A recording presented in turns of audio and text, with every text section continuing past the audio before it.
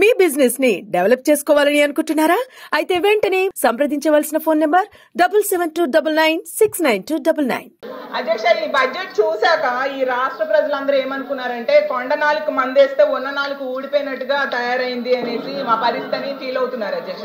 ఎందుకంటే గతంలో జగన్మోహన్ రెడ్డి గారు 98.5% హామీలు నెరవేర్చారు అధ్యక్ష. అతను ఇచ్చిన అమ్మఒడి ఆపేశారు అధ్యక్ష, రైతు భరోసా ఆగిపోయింది, విద్యా దీవెన ఆగిపోయింది, వసతి దీవెన, సున్నా వడ్డీ బకాయిలు అన్ని ఆపేశారు అధ్యక్ష. 17 మెడికల్ కాలేజీల నిర్మాణం ఆపేశారు అధ్యక్ష. పాఠశాలల్లో నాడు నేడి పనులు ఆపేశారు. మత్స్యకార భరోసా లేదు, వాహన మిత్ర లేదు, కాపు నేస్తం లేదు, ఈబీసీ నేస్తం, చేయూత ఏమీ లేవు అధ్యక్ష. అసలు ప్రతి ఇంటికి ప్రతి కుటుంబానికి ఆర్థికంగా చేయూతనిచ్చి పేదరికం నిర్మూలించడం కోసం ఉపయోగపడిన పథకాలని ఈ రోజు లేవు అధ్యక్ష.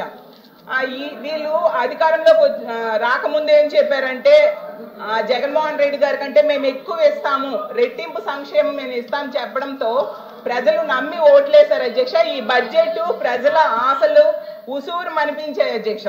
ఈ రోజు తీసుకుంటే వీళ్ళ మేనిఫెస్టోలో మొదటి హామీ అధ్యక్ష మనం చూస్తే యువగలం 20 లక్షల ఉద్యోగాలు ఇస్తాము, లేదంటే నెలకి 3,000 రూపాయలు నిరుద్యోగ భృతి ఇస్తాము అని చెప్పారు అధ్యక్ష. 20 లక్షల ఉద్యోగాలు అంటే సంవత్సరంకి 4 లక్షల ఉద్యోగాలు ఇవ్వాలి అధ్యక్ష. ఇప్పటికీ 5 నెలలు 6 నెలలు అవుతుంది అధ్యక్ష, కనీసం ఒక్క ఉద్యోగం కూడా భర్తీ చేయలేదు అధ్యక్ష. వీళ్ళు డిఎస్సి నోటిఫికేషన్ 16,367 పోస్టులు ఇచ్చారు అధ్యక్ష. కానీ అందులో 10,000 పోస్టులు గత ప్రభుత్వం నోటిఫికేషన్ ఇచ్చింది అధ్యక్ష. ఎన్నికల వల్ల అది ఆగిపోయింది అధ్యక్ష. ఇప్పుడు నవంబర్ 5న అధ్యక్ష, నవంబర్ 5న డిఎస్సి నోటిఫికేషన్ జారీ చేస్తామన్నారు. ఏది అధ్యక్ష, నవంబర్ 5 అయిపోయింది కదా, నోటిఫికేషన్ ఎక్కడుంది అని అడుగుతున్నాను అధ్యక్ష.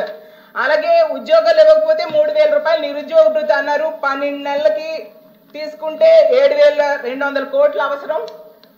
అది కూడా దాని గురించి రూపాయి కూడా ఒక పైసా కూడా ఇందులో విధించిన పరిస్థితి మనం చూసాం అధ్యక్ష. జాబ్ క్యాలెండర్ క్యాలెండర్ ఎక్కడుంది అని నేను అడుగుతున్నాను అధ్యక్ష. అలాగే తీసుకుంటే వాలంటీర్లకి 5,000 నుంచి 10,000 చేస్తామన్నారు అధ్యక్ష. అంతకంటే ఇంకో ముఖ్యమైన విషయం చెప్తాను అధ్యక్ష.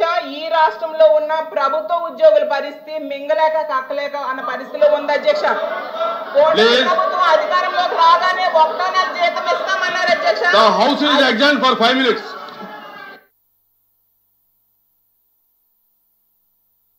అధ్యక్ష, ఈ బడ్జెట్ చూశాక ఈ రాష్ట్ర ప్రజలందరూ ఏమనుకున్నారంటే కొండ నాలుగు మందేస్తే ఉన్న నాలుగు ఊడిపోయినట్టుగా తయారైంది అనేసి మా పరిస్థితిని ఫీల్ అవుతున్నారు అధ్యక్ష. ఎందుకంటే గతంలో జగన్మోహన్ రెడ్డి గారు 98.5% హామీలు నెరవేర్చారు అధ్యక్ష. అతను ఇచ్చిన అమ్మఒడి ఆపేశారు అధ్యక్ష, రైతు భరోసా ఆగిపోయింది, విద్యా దీవెన ఆగిపోయింది, వసతి దీవెన, సున్నా వడ్డీ బకాయిలు అన్ని ఆపేశారు అధ్యక్ష. 17 మెడికల్ కాలేజీల నిర్మాణం ఆపేశారు అధ్యక్ష. పాఠశాలల్లో నాడు నేడి పనులు ఆపేశారు. మత్స్యకార భరోసా లేదు, వాహన మిత్ర లేదు, కాపు నేస్తం లేదు, ఈబీసీ నేస్తం, చేయూత ఏమీ లేవు అధ్యక్ష. అసలు ప్రతి ఇంటికి ప్రతి కుటుంబానికి ఆర్థికంగా చేయూతనిచ్చి పేదరికం నిర్మూలించడం కోసం ఉపయోగపడిన పథకాలని ఈ రోజు లేవు అధ్యక్ష.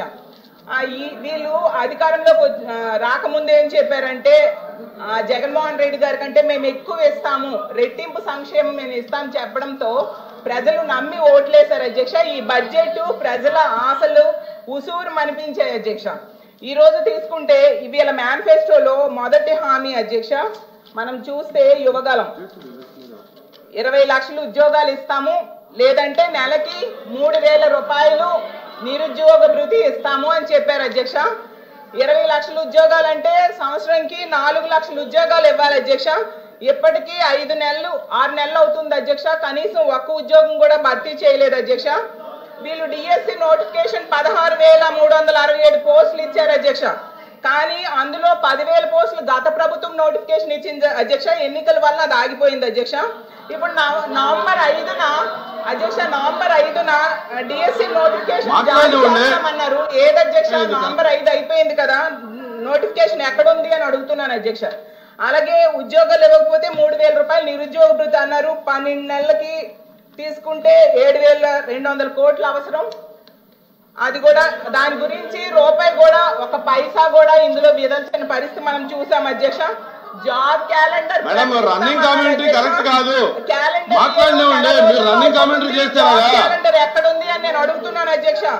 అలాగే తీసుకుంటే వాలంటీర్లకి 5,000 నుంచి 10,000 చేస్తామన్నారు అధ్యక్ష.